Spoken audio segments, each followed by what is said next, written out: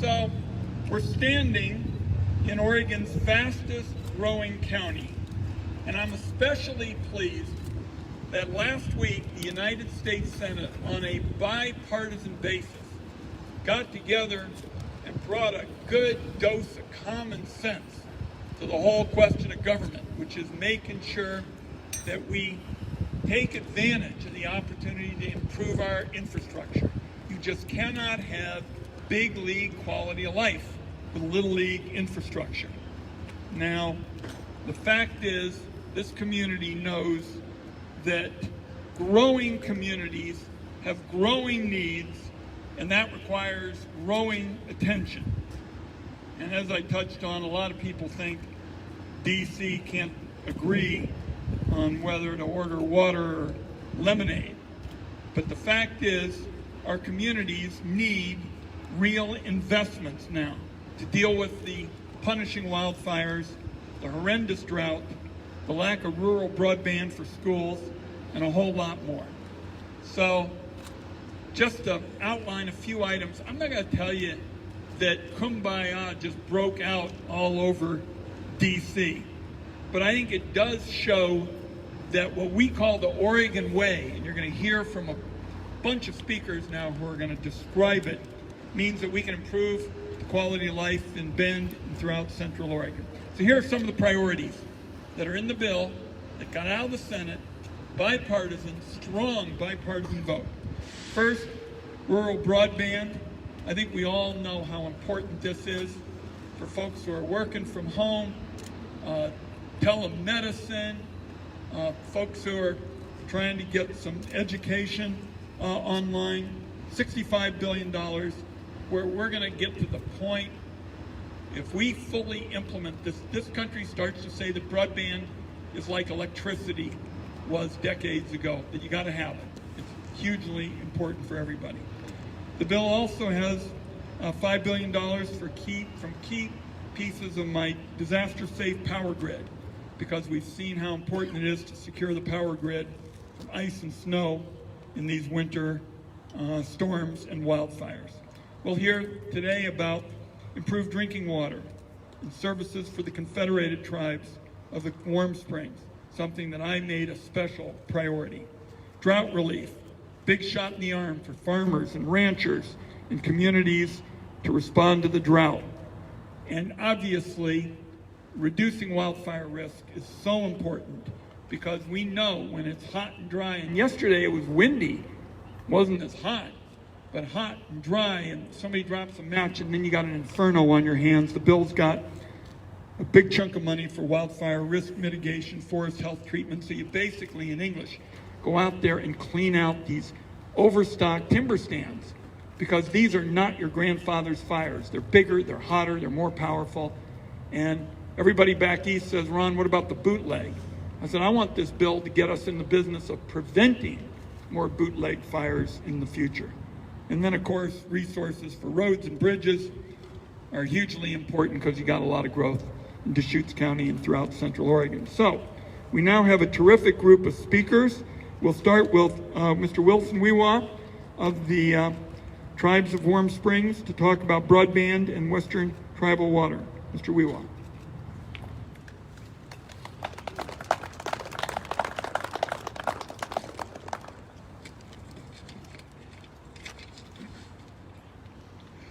Good morning, everybody. Central Oregon. It's the best place to live is in Central Oregon, and that's evidenced by all the Californians that are moving up here. I want to thank Senator Wyden for coming out here today to Central Oregon. It's always a pleasure when he comes to visit the people that he represents.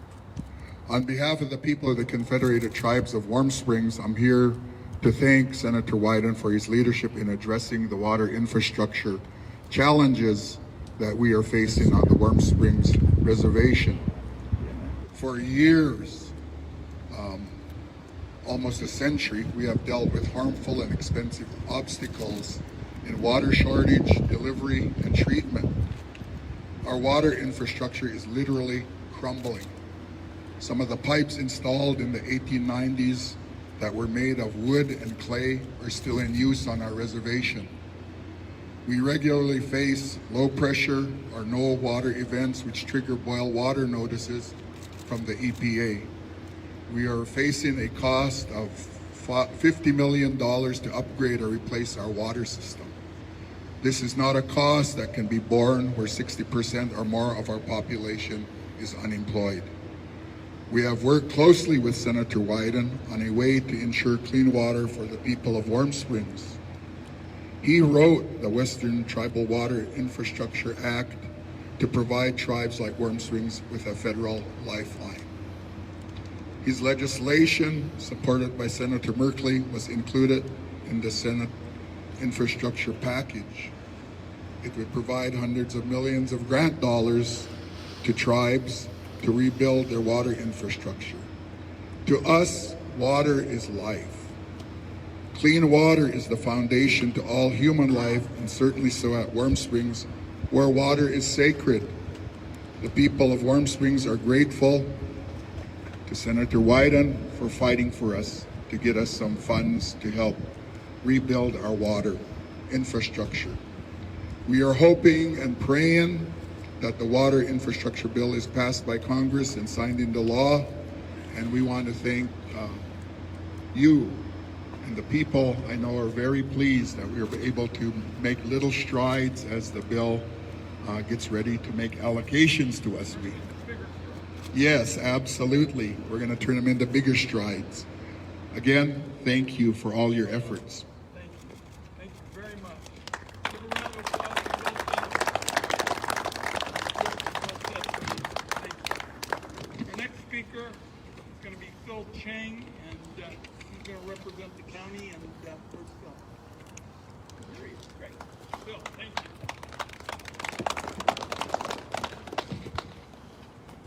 Okay, let's talk about forest and wildfire.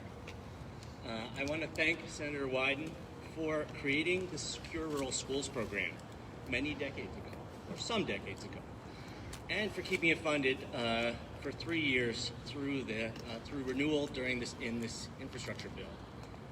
Not only does Secure Rural Schools provide critically needed funding for the schools in our state, and for our county roads departments in our forested communities, but Secure Rural Schools changed the relationship between those forested communities and the national forests that exist within them, so that we don't just have to look at forests with a singular focus of timber production.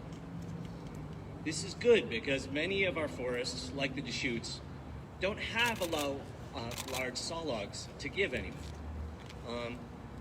It's also really important because what we really need to remove from those forests is dense thickets of small trees and brush that grew up over the past many decades after unsustainable harvests and 100 years plus of trying to exclude fire from fire-adapted forests. So we need to recreate the large, widely spaced pine forest stands that we used to have with an open understory, because that gives our firefighters a better shot at containing wildfire. It's better habitat for key species, and when we get there, we will have enough large trees that we can selectively harvest.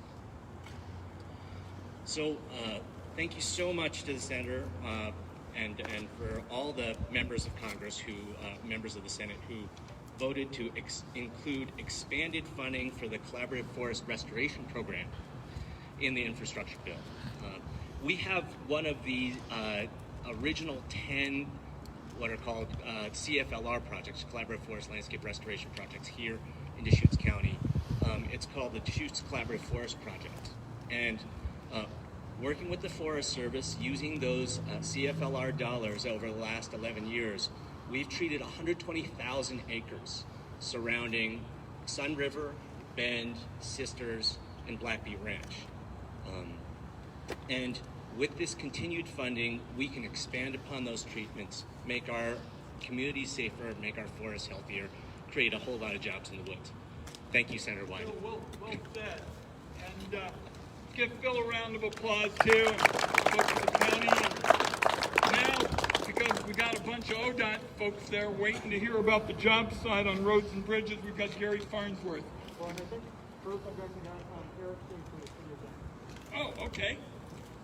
We're calling some audibles on the order. All right, we're on the same team. We are all on the same team, yes, and I think we have good proof of us taking a team attitude. And thank you, Senator Wyden, for your advocacy and securing over $60 million to build infrastructure on the north end of Bend in partnership with ODOT and the county. I think that's a good sort of template for us moving forward. We know as a fast-growing city we need to do our part to pay for infrastructure, but we also have a housing crisis here in Bend, and we need help to keep our housing affordable by keeping infrastructure going. And we need partners with the federal government. And to illustrate some of that, in the city of Bend, over the next 20 years, we have $680 million worth of transportation needs, a funding gap of about $375 million. Water, over the next 30 years, $581 million, $100 million funding gap there. And with our sewer infrastructure, $450 million worth of need over the 20-year period, and $200 million funding gap. So again, we're coming to the table with resources, but we need some help. One of the projects I want to illustrate when we talk about infrastructure and the tie to housing, and as well as just good growth, smart growth, and that is a crossing over our parkway and our railroad to really help expand and look for infill opportunities, development opportunities in our core. And that's the Midtown Crossing project that we are going to be talking to council tonight about. It really is an opportunity to bridge the east and west sides of Bend together, create transportation options for bikers and walkers, and really promote affordable housing in our core. So I think this infrastructure package really helps us tie together multiple goals and helps us create not just growth for growth's sakes, but growth that's creating more sustainable communities. So again, thank you for this opportunity to kind of share the City of Bend's perspective. Great. Give all the city folks. And now we do have ODOT manager Gary Farnsworth, and this is such a priority of mine in the delegation, roads and bridges. Gary? Where is Gary? Oh. Thank you, Senator. Thank you, you too. So, Wilson, I am not from California, but I'm from Chicago.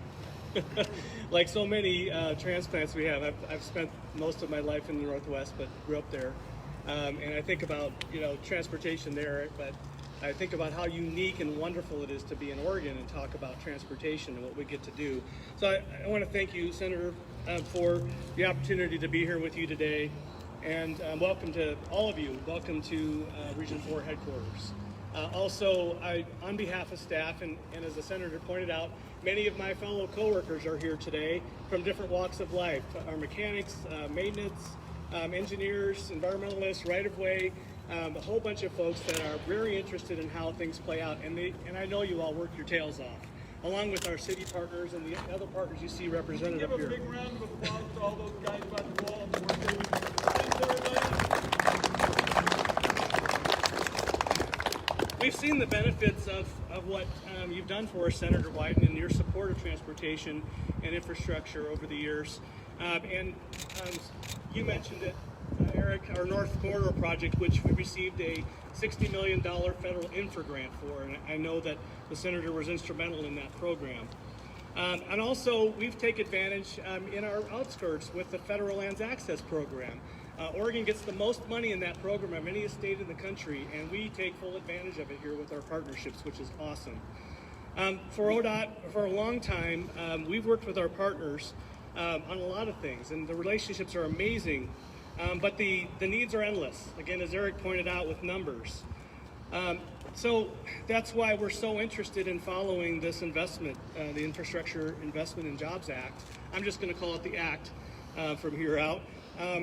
While we have, our stuff is in pretty good shape, but it takes a lot of money to deal with it, especially for our freight corridors that serve so many, US 97, US 20 out here, and I use US 20 as an example. Most of you probably came in on US 20, which is also 3rd Street, shared with the city. And we just opened bids on a contract, and the costs are continuing to climb tremendously for fixing the pavement, fixing the sidewalks, fixing the signals, adding signals.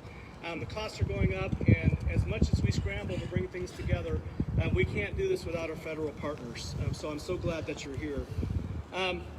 The Act will boost the federal funding for preservation and maintenance by 40% in Oregon over the next 5 years. That is tremendous and so good to see because of the backlog we have. We're always working collectively also to work on reducing emissions. The plans that we put together are headed that direction. The Act will direct $50 million to Oregon for electric vehicle charging stations and also $82 million for carbon reduction opportunities. And we've already heard about broadband and the power grid and wildfires, and I can tell you, these infrastructure elements, they all start to come together for ODOT. They all matter to us because we don't want to have to deal with these wildfires. We want to make sure the rest of the infrastructure works. Broadband is becoming huge for us in order to manage the system, so that's a big deal.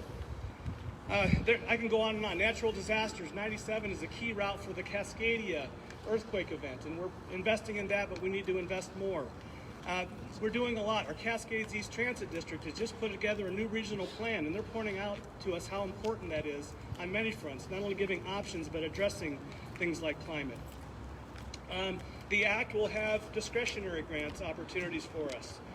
That will help us with transit agencies being able to purchase electric buses, for us to continue doing our wildlife crossings, which also improves safety down the 97 corridor in the wilderness. And then also dealing with a big project we've got coming up for US 97 in Redmond, for example, and these systems all tie together.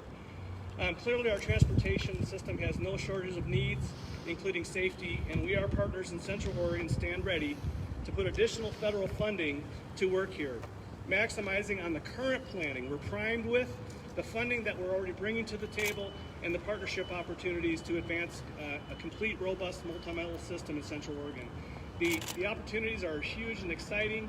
Our needs to keep up the system is so important, and we couldn't thank you enough, Senator, for what you're doing by bringing the bill to passage in the Senate, but also hopefully getting it over the finish line with the President. So thank you so much. Appreciate it. Thank you all for listening.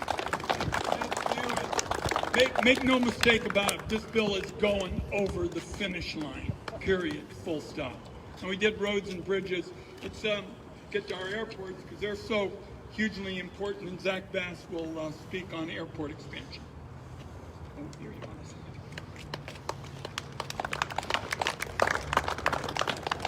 Good morning, everyone. I wanted to start by pointing out some things that have occurred at our airport. Just like the rest of the region, we have been growing in leaps and bounds. The 4 years prior to the pandemic, we doubled our passenger count. The calendar year in 2019, we hit 1 million passengers for the first time ever at RDM. What we did find, though, is with this growth was quite a bit of strain on our infrastructure, especially the terminal. Then the pandemic hit. I'm happy to let everybody know that just this July in 2020, we had 100,000 people pass through the airport, the same amount that we had in July pre-pandemic of 2019. So we are bouncing back better than the national average by almost 30%. Again, I bring this up because of the strain on infrastructure. So we are about 75% of the way through a terminal area concept plan or pre-design. What we know right now, and just to kind of pique everyone's interest a little bit, is we will double the size of the airport. 75,000 square feet on the second level, 11 jet bridges to accommodate for 737s. And then we got pretty excited, and then we started looking at the numbers. And during that point, we really started closely following the infrastructure bill. And speaking with Senator Wyden and his people, we are happy to say that within the bill currently is $25 billion for airports. They did implement a new feature of $5 billion just for a terminal program. I'll go one level deeper, and within that terminal, that $5 billion, $1 billion is identified for small hubs, which we are. So that allocation means that we don't have to compete with Seattle, Portland, Houston, Atlanta for those dollars. And so we are hoping that this infrastructure bill will help us fund this project. Also in the infrastructure bill, real quickly, is quite a bit of money for terminal control towers. Bend, which is the third busiest airport in the state, if you did not know that by operations, is looking to build a new tower soon, and I'm sure they will be hoping to take advantage of this infrastructure bill too. Between Bend and Redmond, We are busier than PDX by operations. So it's a very big industry here in Central Oregon.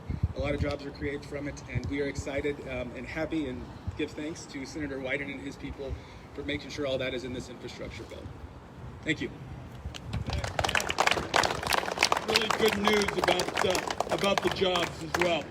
We got two folks from Labor. We're very proud of both of them. Why don't you guys both come up, and we'll start with Dave Berger, Central Oregon State Building and Construction Trades, and also Garth Finley of the Carpenters Union. Why don't both of you come on up, and we'll start the remarks off with Dave. But let's give them both a round of applause representing our working group.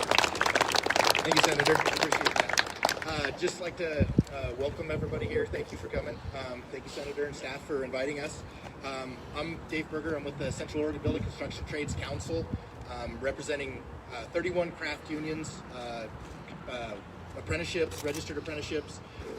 We have some construction workers here supporting this bill, some apprentices, have a retiree that's drawing some great pension benefits from union labor.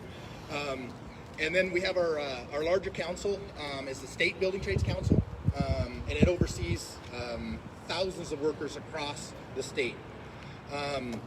Wages, hours, working conditions are the core of our work, but those only matter if we have jobs.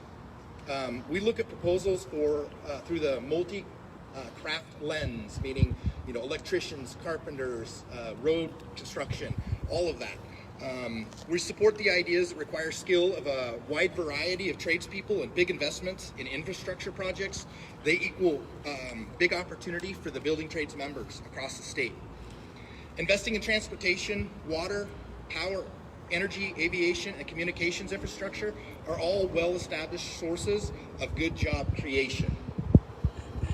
Infrastructure construction projects take 4 to 5 years to complete, offering many registered apprentices the chance to work their whole apprenticeship career in one project.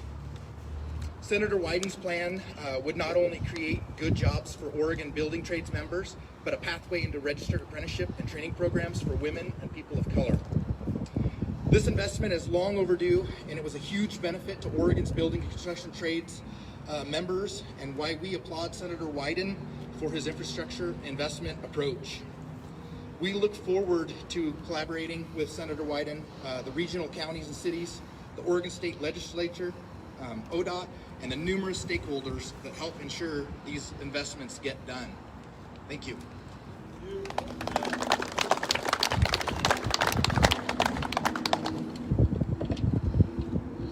Good morning. On behalf of the entire Northwest Carpenters Union, thank you for having us here. My name is Garth Finley. I'm a representative with the Carpenters Union.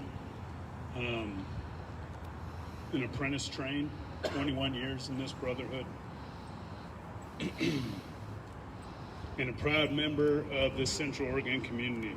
The Bipartisan Infrastructure Framework is the largest investment in our nation's infrastructure in a century, and will create opportunities for millions of Americans. This includes thousands of construction workers here in Central Oregon. This isn't just an investment in our roads and bridges, this is an investment in our American union workers who built them. These are the type of investments that our union halls have talked about for decades. Across our state, roads, bridges, dams were built by a generation of carpenters and trades and craft people before me.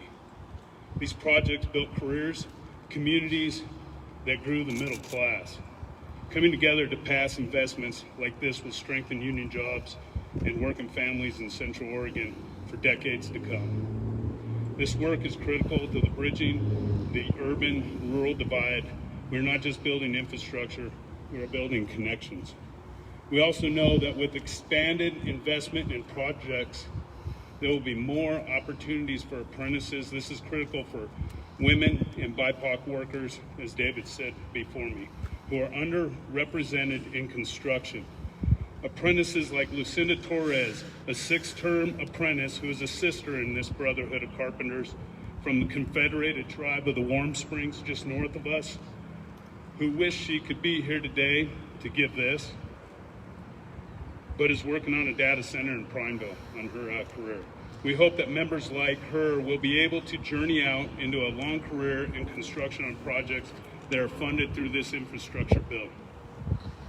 I am so thankful to be here representing the Northwest Carpenters Union. Thank you, Senator Wyden, for inviting us to celebrate and cheer on this critical investment in our future.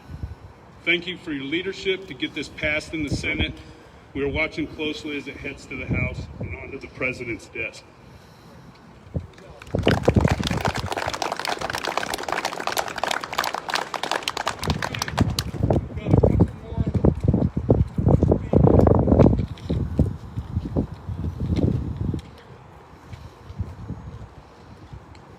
Where's our folks from the utility? Okay, great. Come on in.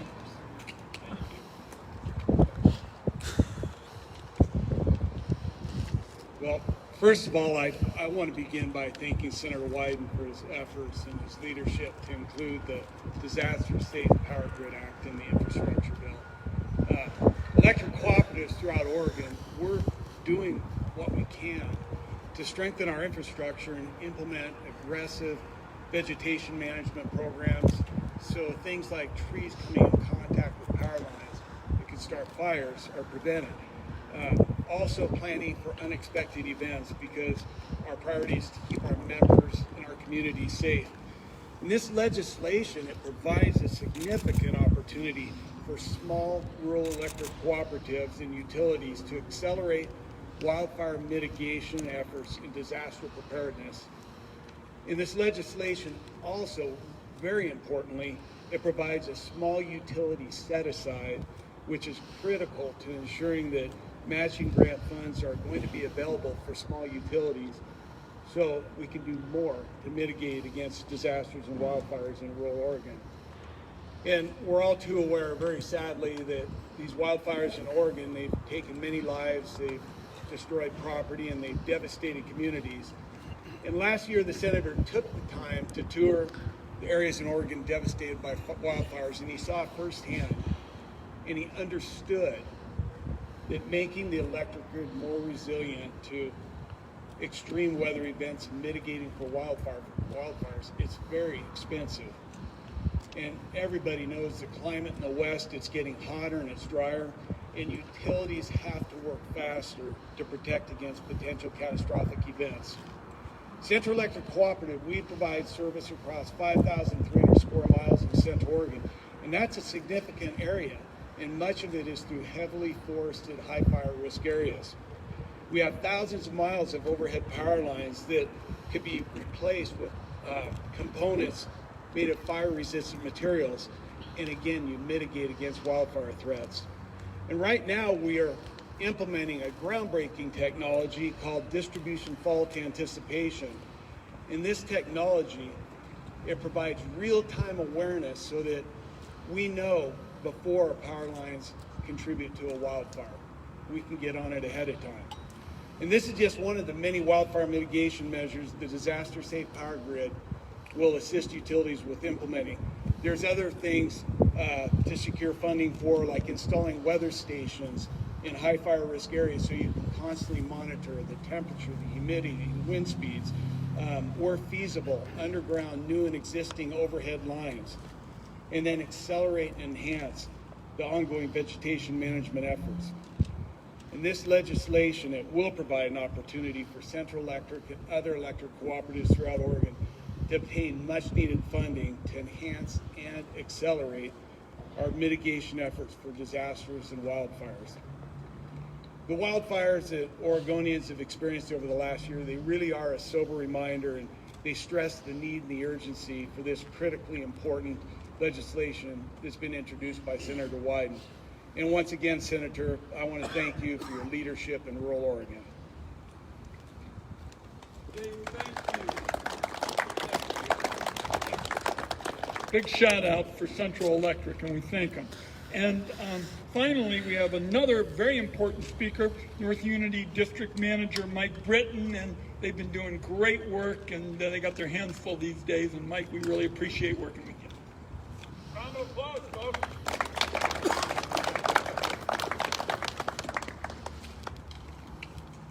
Thank you, Senator, for the opportunity to be here today. And also, thank you for taking the time to visit Central Oregon during the recess. Again, Mike Britton. I'm actually the past general manager of North Unit Irrigation District. I'm now the executive manager, for what that's worth. I'm also past president of the Deschutes Basin Board of Control, which represents the 8 irrigation districts of Central Oregon. We cover over 150,000 acres of farmland and urbanized land here in Central Oregon, with North Unit Irrigation District being the largest district in the basin and second largest in the state of Oregon. The irrigation districts are particularly excited about the opportunity that's being presented through the infrastructure package. The package includes $8.3 billion specifically for Western water infrastructure, and we always hear and have heard for quite some time about the need for infrastructure, not just roads and bridges, but also our important water infrastructure and for our waterways. This $8.3 billion will go to the Bureau of Reclamation.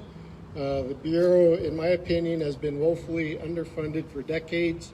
They do great work, and they've been around since the early 1900s, and we are great partners with the Bureau of Reclamation, which lends itself well to us being able to obtain funding through the infrastructure package through the Bureau of Reclamation.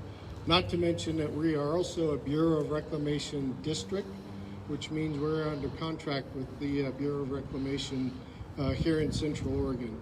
Ochoco Irrigation District over in the Prineville area is also a Bureau district, and we'll be looking forward to using some of this funding to improve our infrastructure and make the best, most efficient use of the limited supply of water that we have, not only today, but in the past as well. But as we all know, we're all suffering from unprecedented drought here in the basin, and our farmers really are taking the brunt of the hit of the drought. Many of our farmers in North Unit have planted crops, they've maintained the crops, they've applied fertilizer, they've watered them, but unfortunately, as the summer has gone on, the water supply has shrunk. So we've actually had to reduce the amount of water that our farmers have received, which will likely leave some crops stranded in the field. There's not enough water to go around. They've had to make some tough choices on which crops to continue to water and which ones to leave in the field to die. So the infrastructure package includes $5 billion for drought relief and funding to help farmers, ranchers, and communities respond to the drought. And it couldn't come at a better time. I mean, we are in dire straits and in critical need of an infusion of funding for our guys, not only in North Unit, but the other districts as well. Arnold Irrigation District just down the road has been out of water since mid-June, I believe. And again, they have crops in the field, and we'll need some assistance to continue to survive year after year if we continue to have these types of summers. And then lastly, a few years ago, Senator Wyden was instrumental in getting an existing program refunded. We call it PL 566. It's a USDA NRCS program that had been dormant since 2008. And with the help of Senator Wyden and Merkley, they were able to get it refunded. And we've been able to take advantage of that program. We've had nearly $110 million excuse me, coming into the basin as a result of that program. And we've been able to put pipe in the ground, save water, spread the water to farmers and irrigation districts that need it, while also improving stream flow in the rivers and tributaries in our area. So aside from the infrastructure bill, thank you for that, and we appreciate that. Excuse me. Lastly, again, just want to thank the senator and his staff for all the help that they've been providing us. We've met with them regularly in DC and locally, and we look forward to continuing the positive work that the senator's done, but also Want to thank their staff and the people that help make all that happen. Thank you. So just to wrap up with a couple of very quick points. So you just heard over the last half an hour or so, 9 speakers who are on the front lines strengthening Oregon's economy. And you didn't hear a single one of them say, well, this is the Democratic way to do it. This is the Republican way to do it. People said, this is what Oregon's all about. This is what Central Oregon is all about. It's coming together, tackling big issues, and doing it with urgency. You know, the fact is, and I don't have to tell all of you, and I said in the context of growing community, growing attention and like, this is not some kind of abstract question. This is something folks in Central Oregon live with every single day. And I just want you to know it's a great honor to represent you in the United States Senate. Terrific honor to have these folks up here. And you just heard 9 leaders from a whole host of areas that are vital to the economic well-being of Central Oregon spell it all out. They didn't talk a bunch of DC and government